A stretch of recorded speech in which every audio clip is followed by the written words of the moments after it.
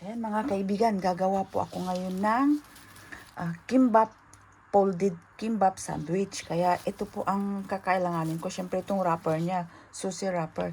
Tsaka may carrots po ako, pipino, itlog, naluto ko na. Tsaka yung ham natin, may avocado tayo, tuna na may mayonnaise at tsaka salt. Tsaka yung lettuce natin. At tsaka syempre ang kanin natin na may salt, sesame oil, sesame seeds. So guys, hinati ko lang ito. Ayan siya. Ganyan lang siya ha. Hatiin lang natin. Napakadali lang po nito. Mag-umpisa po tayo sa rice. Tapos ilagay ko na po itong itlog natin. Tapos yung ham natin.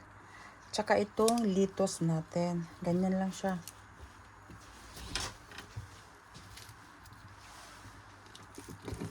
Ayan. Ay, maglagay lang ako ng pipino ha. Diyan, dito. 3. Ayan, mag-fold na po tayo. Ayan, unahin ko itong itlog.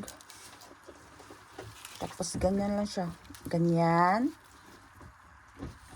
Ayan, mahuli itong, ayan. Ayan na siya.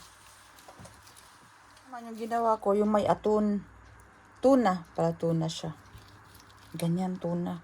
Dagdagan ko siya ng tapos aguacate. Ay, avocado. Ay, ganyan na siya. O, di ba? Ganyan. Kanin.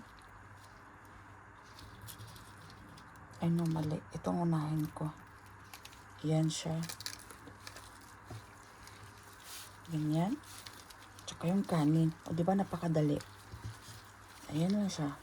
Ayan. Kailangan na po natin i-wrap ng plastic. Ayan. Wrap lang natin ng plastic.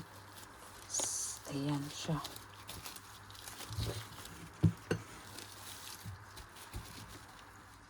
Ayan guys. Ito na siya. Ganito lang siya oh.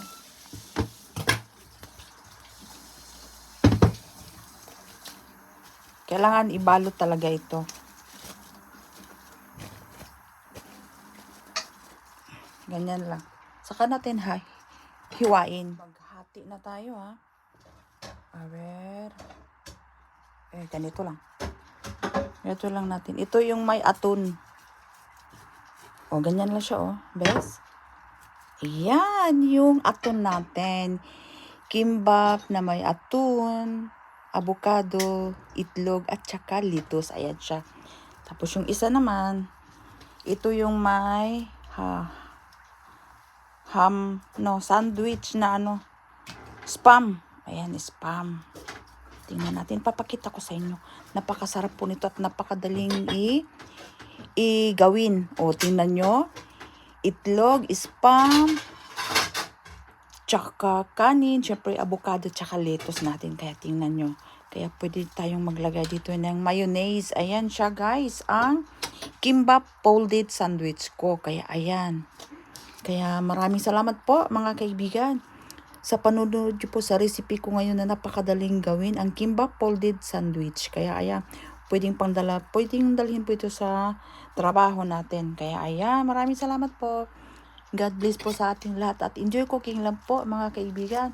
Bye bye!